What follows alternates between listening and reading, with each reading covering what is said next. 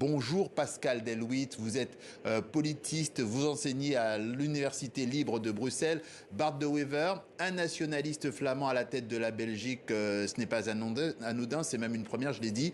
Selon vous, est-ce que cette coalition peut durer? Ouais, c'est la grande question. L'accord a été très difficile à atteindre, plus de 250 jours à peu près. Beaucoup de difficultés pour atteindre un accord socio-économique et aussi beaucoup d'inquiétudes sur une forme de dépeçage de l'État fédéral. Et donc, il y aura à la fois une tension sur les questions socio-économiques, mais aussi éventuellement sur ce qu'on appelle en Belgique les questions communautaires. Et la grande question, c'est la capacité à durer et la capacité à avoir, je dirais, une vision généraliste du Premier ministre qui, comme vous l'avez dit, vient d'un parti qui formellement réclame l'indépendance de la Flandre. Alors on va y revenir, mais effectivement, les priorités de ce nouveau gouvernement, est-ce qu'on les connaît?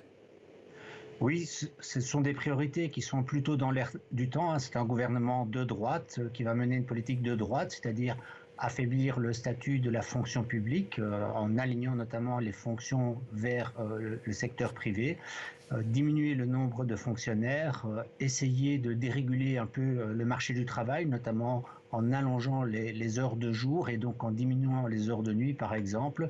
Donc c'est, je dirais, un gouvernement plutôt dans l'air du temps. Vous l'avez évoqué, l'éclatement de la Belgique figure dans les statuts du parti de Bart De Wever. Est-ce qu'avec cette prise de pouvoir, on n'est pas là dans une sorte de schizophrénie? Il y a une forme de schizophrénie. En même temps, la démocratie est là, c'est-à-dire que c'est le premier parti à l'échelle flamande, c'est le premier parti à l'échelle belge en termes de sièges. Donc c'était aussi difficile de systématiquement l'éviter.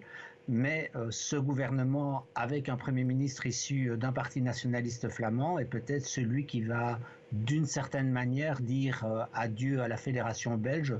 Non pas, bien sûr, la disparition de la Belgique, mais la disparition de l'essentiel des prérogatives de l'État fédéral. On voit que c'est une des composantes de l'accord de gouvernement. Et donc, ce sera intéressant de voir à quel État on a affaire au terme de la législature. Moins pour l'État fédéral, plus pour l'intérieur de la Belgique, c'est ça que vous nous dites? C'est-à-dire moins pour l'État fédéral, plus pour ce qu'on appelle les entités fédérées, la Flandre, Bruxelles et la Wallonie, et surtout la Flandre et la Wallonie, puisque une des visions de ce gouvernement est aussi d'atténuer les prérogatives de la région de Bruxelles-Capitale.